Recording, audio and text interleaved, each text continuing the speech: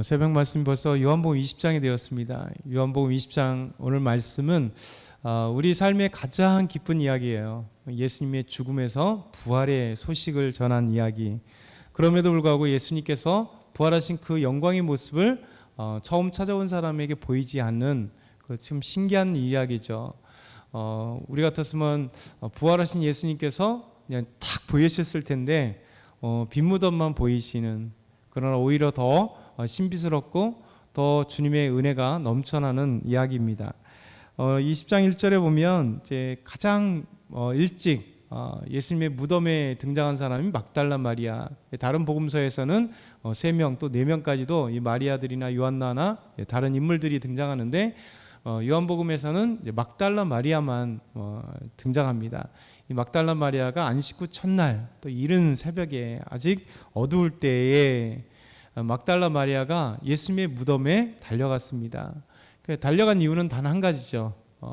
예수님께서 어제 무덤에 장사되고 그리고 나서 안식일이었기 때문에 안식일날 무덤에 갈 수가 없었기 때문에 안식 후 첫날 예수님께서 무덤에 계신 돌무덤에 싸늘한 시신으로 있었던 이 시간, 그래서 그 시간이 지나자마자 안식일이 끝나는 그 시점에 이 막달라 마리아는 제일 빨리 달려간 겁니다. 그래서 아직 어두울 때, 그러니까 안식일이 끝나려면 정말 이게 이 시간만 기다렸던 이 막달라 마리아예요. 그래서 막달라 마리아가 정말 새벽같이 달려가서 예수님의 무덤에 달려갔는데, 놀랍게도 그 무덤에 무덤을 막고 있었던 돌이 우리나라 평토장 무덤과 달리니까 굴에다 무덤을 파고 그리고 돌로 이렇게 막아 놓는 거거든요. 그래서 시신을 보기 위해서는 돌을 굴려서 그 시신에게 며칠 동안은 향품을 발라드리는 게 예입니다. 그래서 사랑하는 사람들은 시신이 어느 정도 부패될 때까지 그래도 향품을 발라줘서 향을 피우고, 그래서 조문할 수 있는 그 기회예요. 우리나라는 이제 3일장 되게 되면 이제 무덤을 딱 쓰면 더 이상 무덤 팔 수가 없잖아요. 근데 그런 무덤이 아니기 때문에, 돌무덤이었기 때문에 굴을 파고 무덤을 땄기 때문에 이 여인이 달려간 이유는 단 한 가지입니다. 예수님의 시신에 이게 향품을 발라드리기 위한 그 아름다운 마음을 갖고 막달라 마리아가 달려간 거죠. 근데 요한복음에 놀랍게도 제일 먼저 달려간 사람이 막달라 마리아다. 그러니까 은혜 받은 사람만이 은혜를 하나님께 돌려드릴 수가 있는 거예요. 우리 신앙생활도 그러잖아요. 하나님께 은혜 충만하게 받은 사람만이 기쁨으로 주님을 섬길 수 있는 거잖아요. 그래서 우리 주님의 그 십자가의 구원의 감격을 크게 느낀 사람만이 하나님을 뜨겁게 사랑하고 뜨겁게 예배드리고 하나님을 섬길 수 있듯이, 이 막달라 마리아는 막달라 지역의 마리아예요. 이 막달라 마리아가 7 귀신 들렸다가 예수님이 쫓아내신 그 은혜를 경험한 사람이잖아요. 그래서 이 귀신 때문에, 그것도 한 귀신이 아니라 7 귀신이 그를 괴롭히고 고통스럽게 했을 때 예수님께서 이 7 귀신을 쫓아내므로 온전한 사람이 되고 또 예수님을 따르는 참된 사람이 되고, 예수님께서 이 막달라 마리아를 정말 사랑했던 이 여인이었기 때문에, 이 여인이 또 십자가에서도 가장 가까이 있었던 여인 중에 하나. 그래서 이 여인이 안식 후 첫날에 가장 빨리 예수님을 찾아갔다라는 거죠. 그런데 예수님께서 시신에 향품을 바르기 위해 갔지만 돌무덤에는 빈 무덤뿐이었다, 이렇게 있는 거예요. 그래서 2절에 보면 이 막달라 마리아는 시몬 베드로와 예수께서 사랑하시던 그 다른 제자에게 달려갔습니다. 놀라운 일이잖아요. 어떻게 말로 형언할 수 없는 일. 어떻게 보면 두 가지가 교차했겠죠. 하나는 어떻게 된 일이야? 하고 또 하나는 두려움이겠죠. 왜냐하면 무덤이 열려 있고 속 안에는 시신이 없어요. 그러니 얼마나 놀랐겠어요. 누가 훔쳐갔는가? 어떻게 됐는가? 어쨌든 간에 예수님의 부활에 대해서는 아직은 생각을 하지 못했었기 때문에 그 놀라는 이 여인, 그리고 아직 어두울 때 이 여인이 그 무덤 열려 있고 빈 무덤이면 얼마나 놀랐겠어요. 두려움도 있고요. 그래서 이 막달라 마리아는 두려움과 놀람과 또 어떤 일인가 도대체 알 수 없는 상황 속에서 예수님의 두 제자였던 베드로, 그리고 예수께서 사랑하시던 그 제자, 다른 제자, 이 요한입니다. 요한은 자기 이름을 계속 이렇게 표현해요. 예수께서 사랑하시던 자. 그래서 성만찬에도 예수님께 고개를 가슴에 대고 누웠던 자가 예수께서 사랑하시던 제자, 이렇게 자기 이름을 싹 요한복음에선 뺍니다. 그래서 베드로와 요한에게 이 막달라 마리아가 열심히 달려가서 사람들이 주님을 무덤에서 가져다가 어디 두었는지 우리가 알지 못한다, 이렇게 막달라 마리아가 달려가서 두 사람에게 말하는 거죠.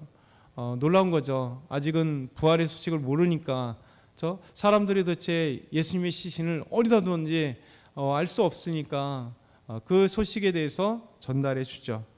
이 소식을 듣고 4절과 5절 보면 무덤 밖으로 이제 요한과 베드로가 달려갑니다. 우리 한번 4절 5절 한번 같이 읽어볼까요? 준비 시작.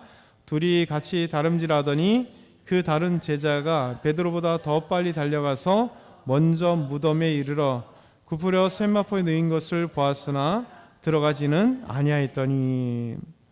막달라 마리아의 소식을 듣고 당연히 깜짝 놀랐겠죠. 사실 베드로와 요한도 뭐 제대로 잠을 잤겠어요? 지금 새벽이라고 했잖아요. 어두울 때잖아요. 근데 어두울 때 달려가서 예루살렘에서 지금 거하고 있었을 테니까 그리 멀지 않은 곳에, 예루살렘은 당시나 지금이나 좁기 때문에 좀 많이 살아도 학자들에 의해서는 당시 예수님 당시에는 한 4만 명에서 5만 명 정도가 살았다, 이렇게 이야기합니다. 그러니까 4만 명, 5만 명이 뭐 성에서만 살았겠어요? 바로 옆에서 살던 어떤 작은 성 안에, 이 예루살렘 성 안에서 그 무덤 있는 곳에 얼마 떨어지지 않았기 때문에 아마 그들이 기거하고 있는 그곳에 달려가서 베드로와 요한을 깨웠겠을 거고, 베드로와 요한도 너무 놀라서 달리기 시작합니다. 근데 참 신기한 이야기를 하고 있죠. 자세한 표현들을 요한이 하고 있어요. 예수님을 사랑했던 그 다른 제자가 요한이 베드로보다 더 빨리 달렸다, 이런 아주 구체적인 이야기를 하고 있어요. 더 빨리 달렸는데 그런데 또 한 면에서는 또 요한이 부끄러운 이야기인 것 같아요. 왜냐하면 더 빨리 달려가서 무덤에 확인을 했어요.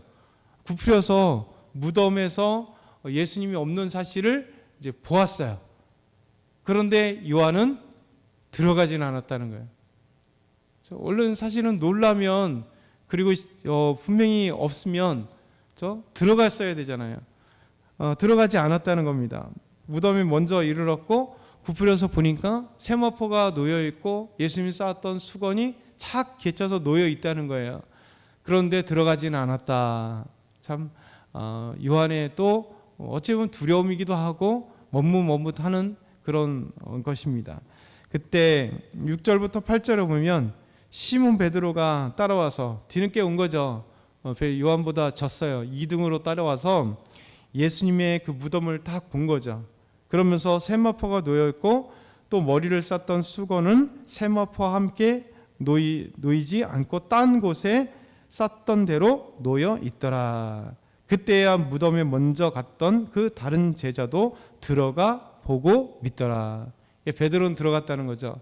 들어가서 확인해 보았고 예수님 보이지 않았습니다. 예수님을 쌌던 세마포와 수건이 이제 따로따로 개켜져 있고 예수님의 시신은 없었다는 거죠. 그래서 그들이 그렇게 보고 확인을 했습니다. 그러면 도대체 이게 웬일인가? 누가 가져갔는가? 아마 온갖 생각들을 다 했을 거예요. 예수님의 말씀을 이들이 기억하지 못합니다. 예수님께서 돌아가기 전에 분명히 부활하신다 말씀하셨어요. 그런데 그 이 두 명의 제자도, 막달라 마리아도 이것을 생각하지 못하고 온통 도대체 누가 옮겼을까? 어디로 갔을까? 사실은 그 전날에는 빌라도에게 사람들이 이야기해서 제자들이 부활한다고 했기 때문에 예수가 부활한다고 했기 때문에 제자들이 훔쳐갈지 모릅니다. 그렇게 얘기를 해서 무덤을 임봉해 놓고 좀 무덤을 이렇게 뭔가 이렇게 붙여놔서 이게 사람들이 움직이면 그거 떨어지면 누가 옮겼다 이걸 알게 되고 그 다음에 군병들이 지키게 했어요. 근데 이제 안식 후 첫날 새벽에는 그 군병들이 아마 안심하고 간 것 같아요. 어찌됐든가 군병들이 없었습니다. 그리고 그 임봉했던 거 상관없이 돌 문이 열려 있었고, 그러면서 이들은 여러 가지 생각을 했겠죠. 그렇죠? 아직 부활에 대해서 생각지 못했고, 부활에 대한 이야기를 예수님이 말씀하신 거 기억도 못하고, 그러니까 온갖 이들은 추측을 했을 겁니다. 이상하다, 도대체 어떻게 됐을까? 사람들이 가져갔을까? 예수님의 시신이 도대체 어디 있을까? 아마 온갖 불안한 생각과 온갖 생각들로 인해서 막달라 마리아가 두려운 것처럼 아마 이들도 아마 두려웠을 거고, 이상한 생각을 갖고 있었고, 결국은 이제 초라하게 그 무덤을 떠나가게 됐습니다. 그게 9절과 10절의 말씀이에요. 우리가 마지막으로 9절과 10절 한번 읽어보겠습니다. 그들은 성경에 그가 죽은 자 가운데서 다시 살아나야 하리라 하신 말씀을 아직 알지 못하더라. 이에 두 제자가 자기들의 집으로 돌아가니라. 부활의 영광을 보지도 못한 채, 보지는 못한 게 봤긴 했죠. 근데 예수님이 부활하신 모습으로 보이지 않았기 때문에 이 제자들은, 두 제자들은 쓸쓸히 집으로 간 거예요. 온갖 생각을 하다가 집으로 간 거예요. 그래서 이 말씀 9절에는 가로쳐놓고 있잖아요. 가로쳐놓고 그 뒤에 이제 이들이 결국 나중에 요한이 이게 주석이라고 얘기합니다. 다음의 이야기. 그때는 몰랐으나, 그렇죠? 그때는 몰랐으나 이것을 요한이 나중에 부활하신 예수 그리스도를 만나고 나서 복음서를 기록할 때, 그들은, 베드로와 요한은 성경이 그가 죽은 자 가운데서 다시 살아나야 하려나 하신 말씀을 아직 기억하지도 못했다, 알지 못했다. 그렇기 때문에 더 나아가서는 예수님 말씀하신 걸 까맣게 잃어버리고 생각도 하지 못하고 기대하지도 못하고, 이들은 이제 죽음 앞에서 모두, 베드로는 3번이나 부인하고 도망갔고, 요한도 어쨌든 간에 십자가에서 더 이상 따라가지 못했고, 쓸쓸히 그 제자들은 다 두려움에 쌓여 있고, 그러니 예수님의 부활이라는 그 말씀을 기억하지 못한 거죠. 어찌 보면 우리 신앙생활도 그러잖아요. 위급이 딱 닥치면 온갖 하나님의 말씀을 우리에게 주셨는데, 그렇죠? 우리가 하나님 말씀이 생각나지 않을 때가 있잖아요. 두려움에 우리 환경이 우리를 지배해서 하나님의 살아계심도 느끼지 못하고, 예수님이 함께 하심도 느끼지 못하고, 성령이 우리에게 확신을 주시는 것도 확신을 거부하고, 그렇죠? 이중감이 항상 들잖아요. 확신이 들면서도 무섭고, 환경 때문에. 제자들도 아마 그랬을 겁니다. 아직도 부활하신 예수님 보지 못했기 때문에 이 놀라운 것들이 있다는 거죠. 오늘은 빈무덤의 이야기입니다. 근데 놀랍게도 그 뒤에 이 막달라 마리아에게 내일 말씀은 나타나죠. 예수님이 오히려 처음에 나타났으면 얼마나 이 베드로와 요한이 확신을 가졌겠어요. 예수님도 개구장이세요. 되게 개구장이에요.